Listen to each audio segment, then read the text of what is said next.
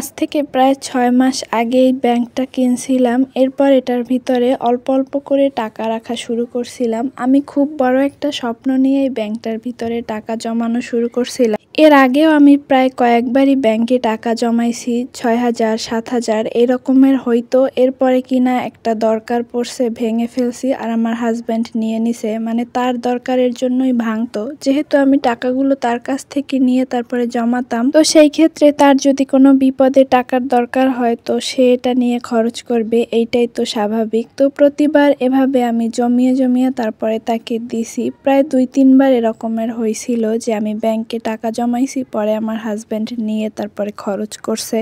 কিন্তু এইবার আমি ব্যাংকে টাকা জমানোর সময় তাকে একবারে শক্তপোক্তভাবে বলে দিছিলাম যে এইবার যেই টাকা জমবে সেটা আমি কিন্তু তোমাকে দিব না, আর সেটার উপরে তুমি কোনো দাবিও খাটাবে না। এইবার আমি যেই টাকা জমাইতে পারবো সেটা দিয়ে আমি আমার একটা স্বপ্ন পূরণ করব। পরে বলছে যে ঠিক আছে, সমস্যা নাই। তো এবার আর পারলাম না, এবারও আমাকে ব্যাংকটা ভাঙতেই হয়েছে। মানে কথায় আছে না, বিপদ যখন আসে তখন চারিদিক থেকে আসে। এইবার এমন একটা সমস্যার ভিতরে পড়ছি যে টাকার খুবই দরকার ছিল, আর শেষ অবলম্বন এই ব্যাংকটাই ছিল আমাদের।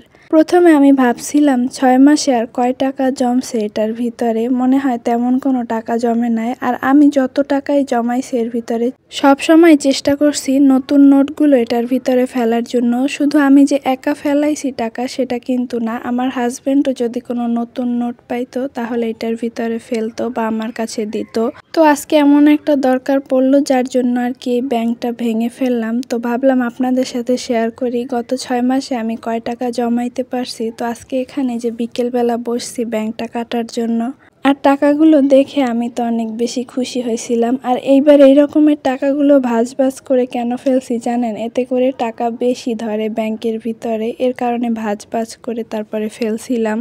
তো পরে আমি এখানে সবগুলো টাকা এক জায়গায় আর কি গোছ করে নিছি। আমার ওই খুচরা টাকাগুলো দরকার নাই, যার জন্য ওইগুলো আর ভাঁজ খুলি নাই। ওইগুলো আর একটা নতুন ব্যাংকে শিফট করব। আমার এইখানে যে কয় টাকা আছে এই কয় টাকাই হচ্ছে আমার দরকারটা হয়ে যাবে। আচ্ছা, আপনারা কে কে এরকমের ব্যাংকের ভিতরে টাকা জমান একটু কমেন্ট করে জানায়েন তো। আমার কাছে মনে হয় প্রতি মাসের খরচ থেকে এরকমের একটু একটু করে জমালে সেটা এরকমের বড় কোনো বিপদের সময় কিন্তু কাজে লাগে। আর সত্যি বলতে আমার কাছে ব্যাংকে টাকা জমাইতে না অনেক ভালো লাগে। কেন জানি আমি না খেয়ে একটা জিনিস না কিনে ব্যাংকের ভিতরে টাকা জমাইতে অনেক বেশি পছন্দ করি। আর আমার এই জিনিসটা আমার হাজব্যান্ডের কাছেও অনেক ভালো লাগে, তাই সে নিজে আমাকে ব্যাংক কিনে এনে দেয়, তারপরে নতুন টাকা হাতে আসলে আমাকে দেয়। তো যাই হোক, আমার এই ভিডিওটা কার কাছে কেমন লাগছে অবশ্যই কমেন্ট করে জানাবেন। কথা হবে অন্য কোনো ভিডিওতে। আল্লাহ হাফেজ।